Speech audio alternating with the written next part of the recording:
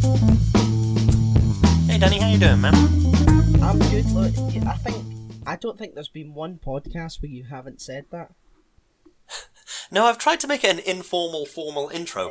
The official, unofficial intro. Yeah, and if you ever don't say it, I'm gonna destroy the world.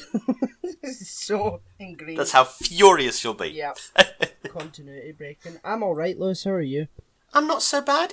We're recording this on Easter Sunday, which is definitely a Sunday. Yeah. Yep. I went to the little Tesco by me this morning. I walked past the Easter eggs. My wife and I are not doing Easter eggs this year. She got me a gift card to a beer shop thing. Lovely. I got her some yarn. Excellent. All good stuff. I mean, that's the way to do it. You know. Indeed, it is. If you don't like Easter eggs, or beer as a second option, then you just go with the beer, don't you?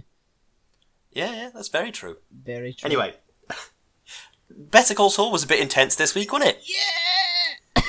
Just trekking through the desert in very intense fashion. Yes. This is episode 8, and it's called Bagman, and it was written by Gordon Smith, and it was directed by the one and only Vince Gilligan, and it's starring Bob Odenkirk, Jonathan Banks, Ray Seahorn, Giancarlo Esposito, Tony Dalton, Michael Mando, and Patrick Fabian wasn't really in it, but you know he's part of the cast. But anyway, and neither was Michael Mando or Jonathan. Yeah, he was in it. Yeah. Yeah. It was Giancarlo Esposito wasn't in it. Some people were in it, some weren't.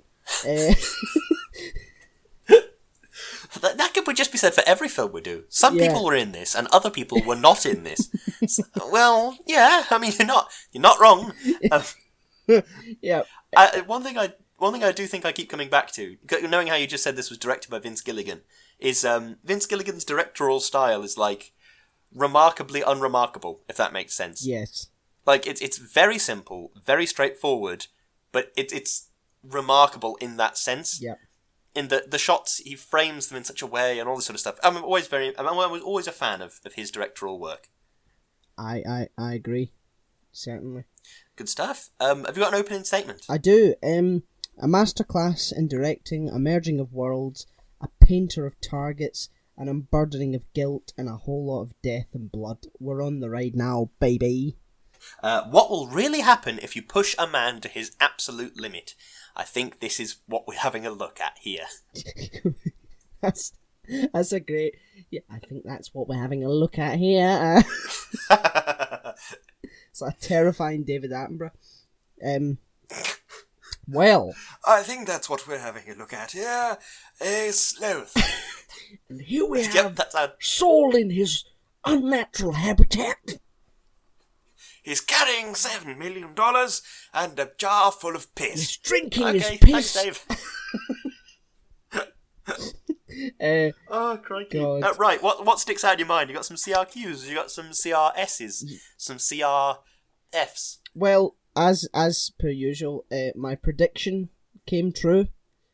It did, yeah. I said that the twins were going to be in it, and they were, which was good. And I don't know if I've got a prediction for the next one. I don't think I do, because I'm... Predict something completely random, and chances are, going off your track record, it will probably be right. Walter White will be in the next episode. Yep. And if he actually is now, I might kill myself. I know, that would be ridiculous. A little bit, yes. Yeah, but I don't know.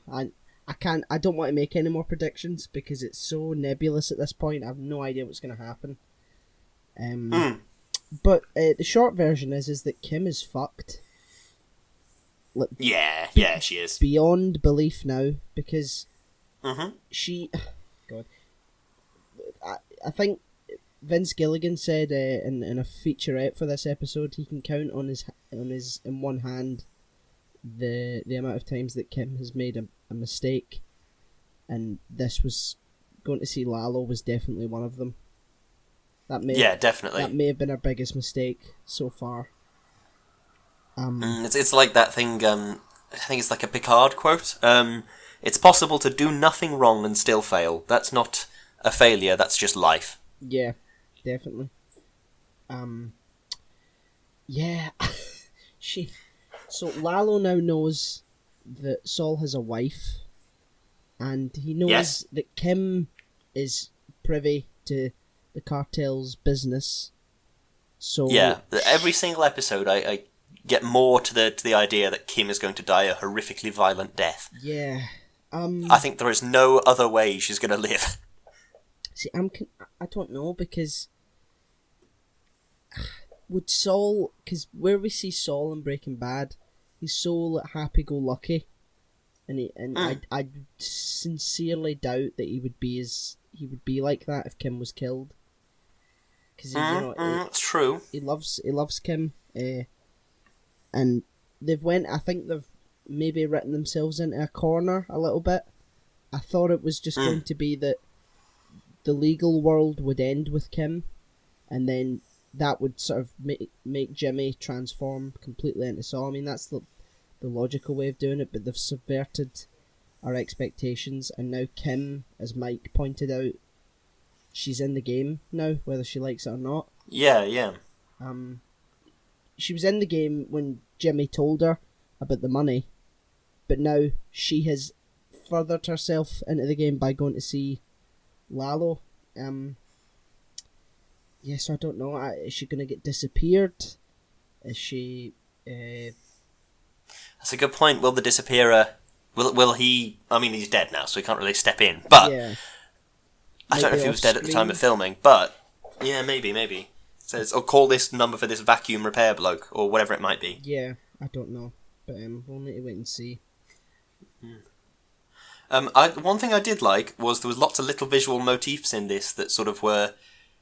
I don't know, they were nice. Like, Jimmy, I've written down here, slipping bottles, slipping Jimmy, things like that, and then there was frustration at the bag and frustration at how encumbered he was, is like frustration at Kim, in a way, is he's frustrated that he's in this situation and Kim's just, do you know what I mean? That's his frustration. Yeah. And the one thing I did quite like was the twins were sort of on Jimmy's shoulders, in a way, at one point, where there was framed so that Jimmy was sort of centre frame, right in the foreground. The twins were sort of a bit further back, as though they were stood on his shoulders. And it looked a bit like the angel and devil thing, but it's just devil.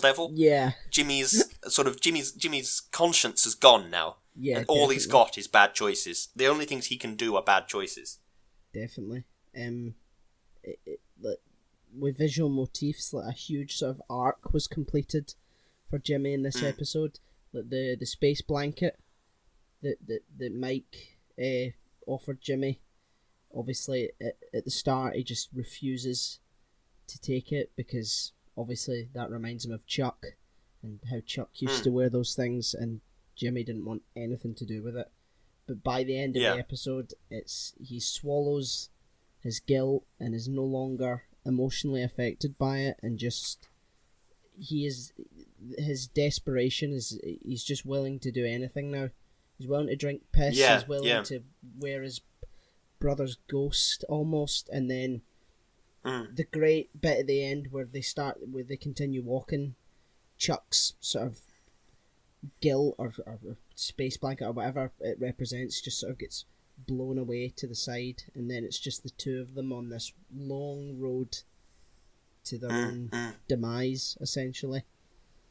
It's filmed beautifully. Oh god, yeah, totally. I mean, it always has been, and in this sort of New Mexico backdrop, it's gorgeous. It really is. It's the horrible thing about this is that even at the end of all this sort of torment they've gone through, they still have to walk miles in the desert to get to Albuquerque. Yeah. Do you know what I mean? It's still they're barely halfway by the end of the episode, sort of thing. So we've got to be halfway by now, and Mike's like almost. Oh god, almost halfway. God. And did you think the colours of the glow sticks represented something? Like Jimmy was given a yellow glow stick, and Mike had a green one. Because back in Breaking Bad, yellow sort of represented danger. Yeah. And things like that. So I just thought maybe that was a little bit of something. Like Jimmy's everlasting soul is in danger on this trip through the desert sort of thing. Well, traditionally the way the colours have always worked on Better Call Saul is that blue and sort of regal colours like it are representative of the law and order and justice. But colours like gold and red and yellow they are, like the title sequence, and they're far more in the criminal element. So so they said that Red was Danger in this show. Oh, okay, yeah. I might have misinterpreted that one, but yeah. But Yellow, I mean, both of them have got sort of yellowy colours anyway, so it's like it's still in the criminal element. But no, I agree. It's. I feel like this is we're sort of watching the forced metamorphosis here.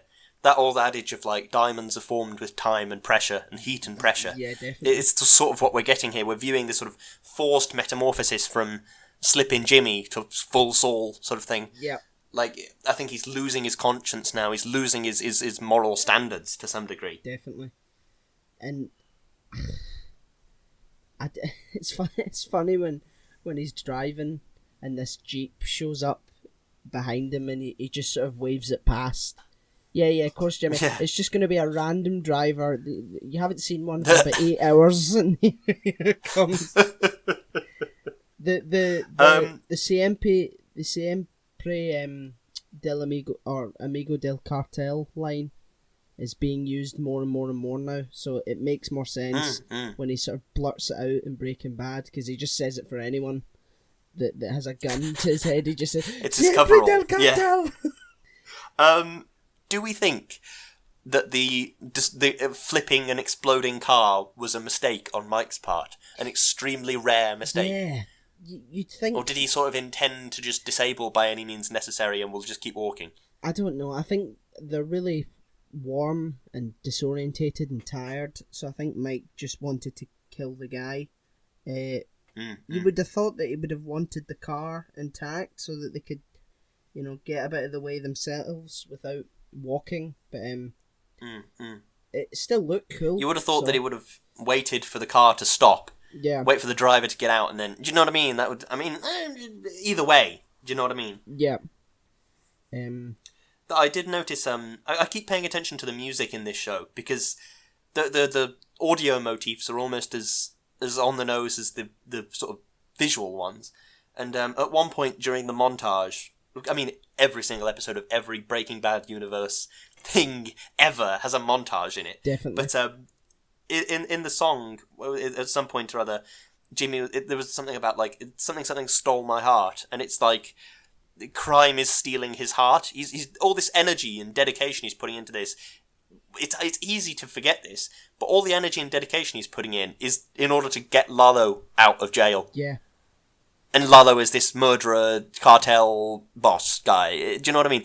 Even if he dresses it up and says, well, I'm doing this for my family, I'm doing this for Kim and for our future, and he is still getting a murderer out on bail. Yeah. And let's not forget, he's still doing that. He had the option to walk away. At the very start of the episode, Lalo was like, it's okay, I'll find someone else. And Jimmy was like, oh, okay, thank you. And then stops, and then goes, 100,000. And yeah. I am sure that Lalo knew that Jimmy would do that, and that's just more manipulation on his part, because he knows that the kind of desperate guy Jimmy is, or in his own words, he's like a cucaracha, or the la cucaracha. Yeah, it's true. The cockroach. Yeah, it is. It completely is. It's crazy. It really. See that scene with Kim? Oh, that was amazing. It's like Which one's that? With Lalo and Kim. That is the first time that Kim has ever had a scene with a big criminal in the show. Yeah. And it was just amazing. And she's in her attempt to try and reassure him, she told them that they were married. Oh God. But he doesn't know her second name, which is something, I guess. He just knows her as Mrs. Goodman. I don't know how much of a cover that'll be. Well, the question I at the time it didn't really occur to me, but is she Mrs. Goodman, or is she still Kim Wexler? Or they sort of got married on the DL? No, yeah, she kept her name. Okay, yeah. 'Cause, and I mean, this is not really to do with Kim at all, but I wrote this down because it made me sad. The poor travel mug that got shot to pieces. He's had that for ages, and it's such a tiny thing to feel sad about, but oh my god. Again, more visual storytelling. It's just like... Yeah. It's just hinting to something really horrible. I am not prepared for this finale, whatever it's going to be. You know, when you've got a title called Something Unforgivable, it's like... Yeah. It doesn't sound very happy, does it? Not at all. No. What do you have any theories about what the unforgivable thing might be? I think... Oh, lovely. Wee Hoover in the background there. Lovely. Can you hear that? I can, yeah. It's fine. Don't worry about it. Oh, I said, yeah. I'm gonna be recording. So can we just keep it down a wee bit? Yeah. No bother. Yeah. Just. You can't hear this, can you? But I think it'll be something. I don't know. There's so many options. Right. Okay. So there's the way I see it. There's 3 ways that Kim's story could go. She dies, because the cartel get rid of her because she knows too much about them. That's option A. Option B is that she leaves Jimmy, and Lalo is dealt with. And so Lalo is the only one that knows about Kim, so that means that she's safe, but it proves too much for her, and she's like, no, Jimmy, sack this, I'm gone, and then leaves. Yeah. And that's Saul's transformation fully. Or she's disappeared by the disappearer. So I hope it's that she leaves, because I think that would make more sense. Because I don't know.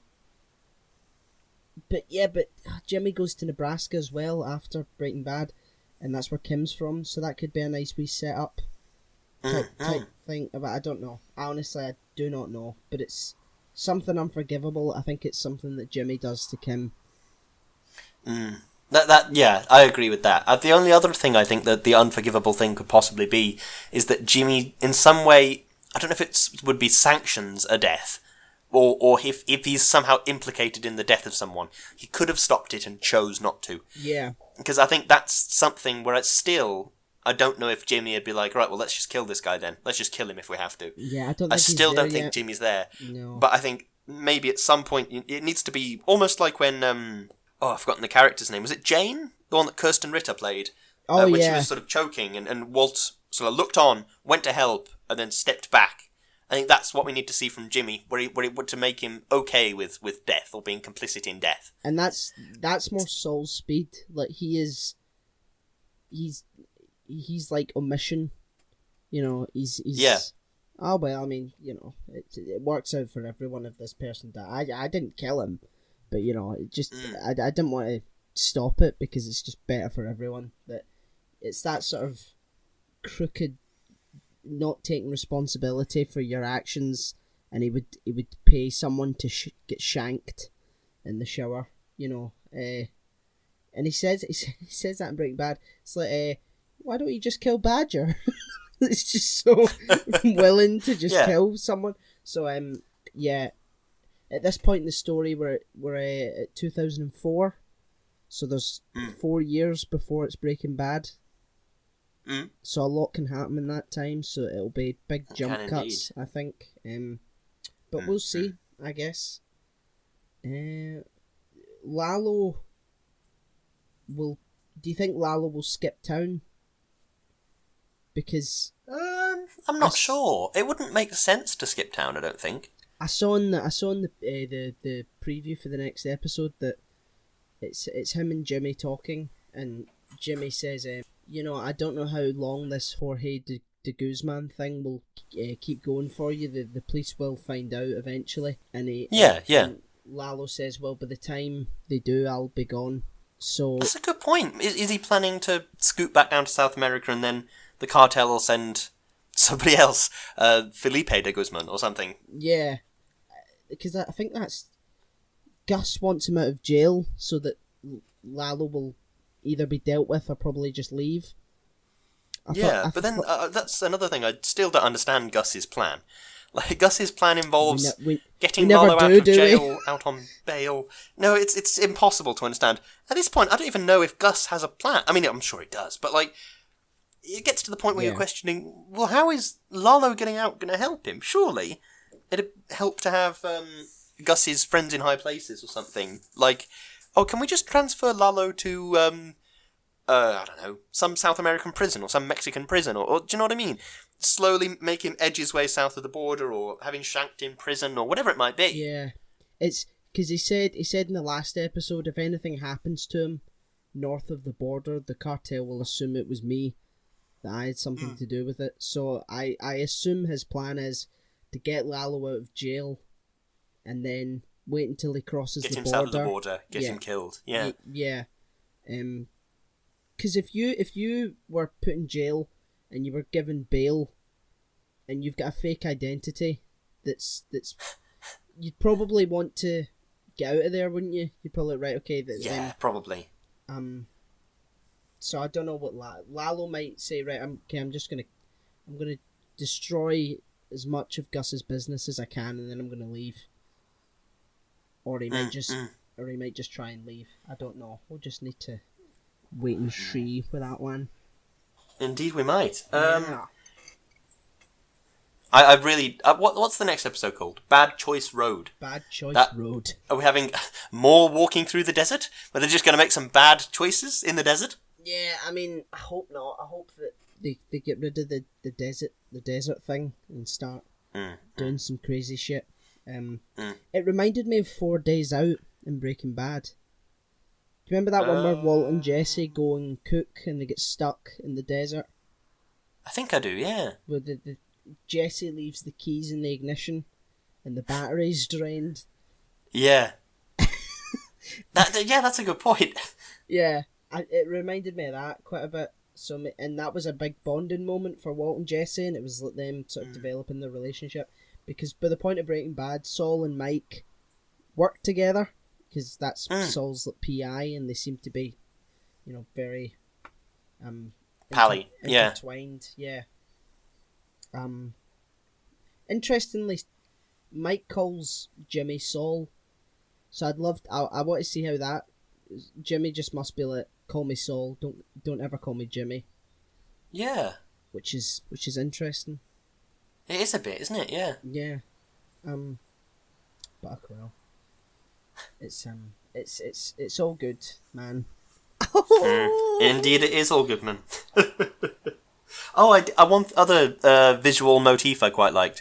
There was a bit before he went into the desert where Jimmy hugged Kim, and there was light from the street was on Kim's face, and Jimmy's face was in shadow. Yeah. And it was just quite a nice little... He's turning away he's appearing to embrace the light, but sort of also turning towards the dark, as it were. Yeah.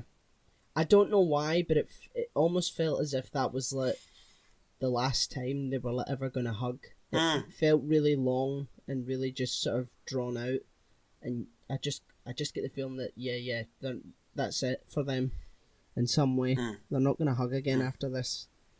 However, whatever form that takes. Very dramatic indeed. Certainly. How big is the Salamanca family? Well, because quite, I would imagine. Because if the twins are Lalo's cousin, is Tuco also Lalo's cousin? Yeah. Okay. How many cousins have the Salamancas got? Okay, so from memory, the Salamanca family, so far as we know it, Hector, who's the uncle. Hector has a grandson mentioned in Breaking Bad called Joaquin. Jesse kills Joaquin, and Gus taunts him about it and says Joaquin was the only family that you had left. So, but in Breaking Bad, Tuco's dead, the twins are dead, so Gus has to believe that Lalo is dead or he is dead. So they have to make sure that they remember that, and I'm sure they will, but it's just, I would really hate them to forget something. They've been really good so far, and I don't want them to fall at the final hurdle. But so there's Hector, Abuelita, who's the old sort of grandmother woman at the start of the show. Okay. And Tuco, Marco, Lionel, that's the twins. Mm-hmm. Lalo. Trying to think, is there anyone else? Not that I can remember. So there's six Salamancas that I can think of. So there's a fair old few of them then. Yeah, but we don't know who the dad is. We don't know who the mum is. They're all just cousins. One thing I do have a quick question about, and it doesn't really matter, it's not relevant to the story, but I do think it's a vaguely interesting question. Who were the people that came and tried to steal the money, and the opposing gang or opposing cartel or whatever they were? Yeah. Who were they? Were they an opposing cartel from south of the border? Were they just some blokes that had heard, oh yeah, there's just this guy and he's not very conflict friendly, so, if you just go and kill him, or if you just go and intimidate him, I'll probably just give you the money. Yeah. Had they just heard that and they just drove out into the desert? Blind luck sort of thing? And I'm surprised that Lalo didn't know that or predict that was going to happen. Gus did, and that's why he sent Mike. Yeah. Which is interesting. So if the cartel hadn't attacked Saul as he was ferrying the money, would Jimmy have ever known that Mike was there if that altercation hadn't happened? I don't think so. What was your read on how Mike knew where Saul was? How do you mean? Well, how did Mike know where Saul was? I imagined he was following him, to be honest. I think, in my head, Mike is essentially Batman. Like, yeah. If he doesn't want to be seen, he won't be seen, sort of thing. I know that in practicality it'd be impossible to hide, like, dust flying into the air as you drive along, and you get reflections off your binoculars and stuff like that, but in my mind, Mike is Batman, and so it's like, I just did. Through sheer preparation and determination, I just knew where Saul was, even though there is no realistic way. I mean, to be fair, I could believe that, because we've seen Mike do some pretty impressive stuff, like stealth-wise. And,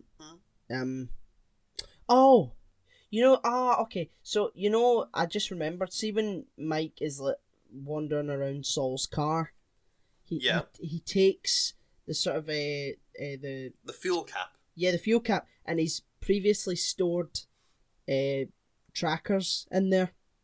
Oh, so maybe he was tracking him then. So I would imagine that's probably how, because he takes the fuel cap and keeps it. Yeah, okay. So I'm guessing that might be how he did. Yeah, that makes sense. Oh, I love this show. They answer every single question, don't they? They're just so dedicated to the story and every little detail.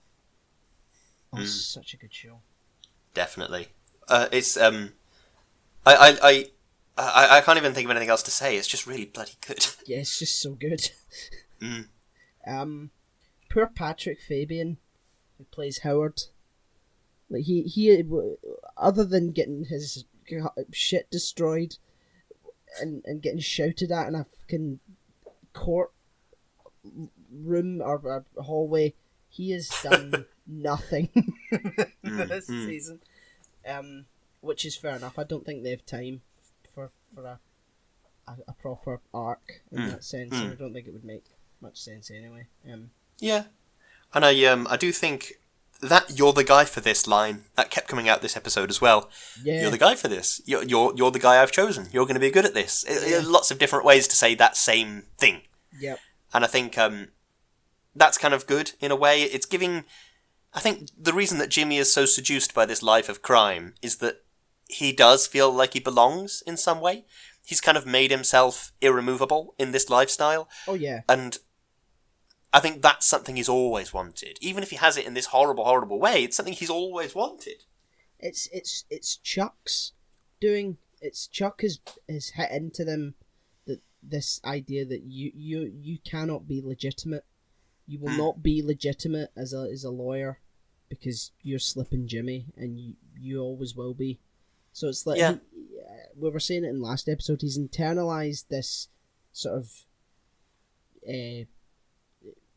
of disposition to be in the bottom, or to be illegitimate, or to be criminal in some way, and now because of such emotional pain, he's just doubling down on it and just like, yep, this is where I belong. This is who I am. Completely. I belong in a strip mall, and I belong with criminals, and I'm going to be as tacky and as illegitimate as I can, just to prove my brother right. It's great storytelling, really is. It really is. Much as I hate to say it, I think I might have run out of notes. I think so as well. Yeah. Good lord, I'm really excited for what's coming. It's all so good. So good, man. So good. Have you got a closing statement? I do. Again, we are getting so close to the world we know from Breaking Bad. The remaining pieces that are unexplained are Kim, Lalo, Nacho, and Jimmy's final fall. It's hard to make predictions when the road ahead is so nebulous. The writers have got a hell of a task, and I wish them all the luck in the world. Jimmy to Saul feels essentially complete now. This blows my mind, watching this change happen before my eyes. It almost doesn't matter what happens to Jimmy next. The only things that will happen going forward will be sort of Jimmy adjacent. Things happen nearby him and they sort of affect him, but I think the bulk of the transition is over in a lot of ways. Somebody just needs to push him over that finishing line, and it'll be lots of Jimmy adjacent things that I think all as one big clump of Jimmy adjacent things push him over the edge, sort of thing. Yeah. Kim has to go. Kim is his final sort of fixture, I think, and then once she goes, he can really start getting busy. Indeed.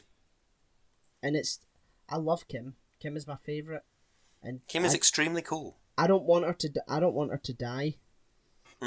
But if it makes sense story wise, she just sort of has to, you know. I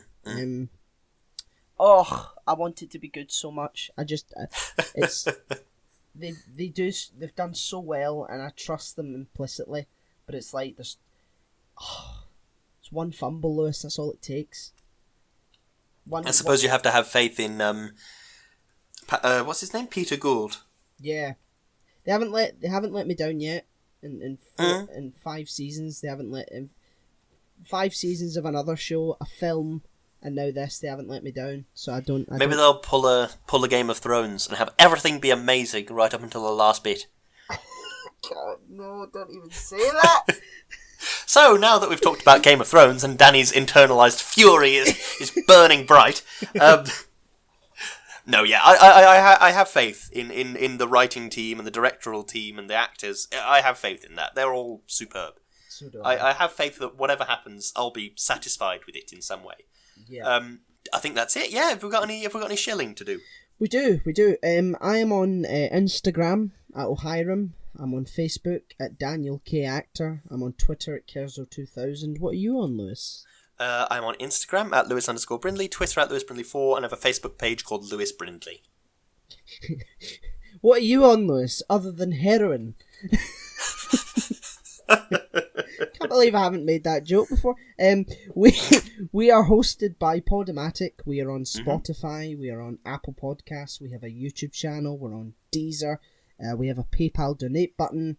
We have Patreon, and we'd like to thank our patrons, Darius and Chloe. You guys are awesome. Definitely. We are also supported by Number 12 Crochet Avenue, run by Lewis.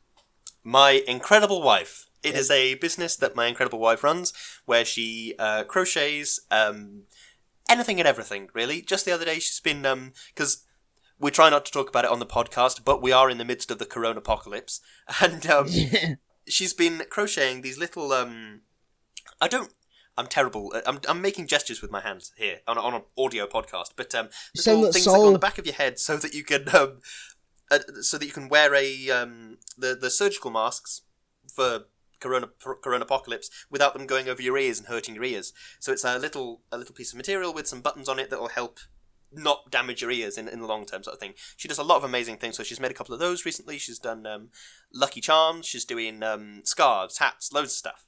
Go and check her out. The Instagram is at Number 12 Crochet Avenue. She makes amazing stuff. And even if you don't want anything made, she has an amazing Instagram. It's very, very aesthetically pleasing. So go and check it out. It certainly is. Yeah. Well, I think that's us. I think it might be I. Yeah. So please join us next week as we discuss Bad Choice Road, episode number 9. Indeed. It's going to be a good one, I'm sure. A doozy. I'm sure. A doozy, yeah. Yeah, well, thank you for listening, and we'll see you, hear you, smell you, lick you next week. Yes, thank you very much for listening. Thank you.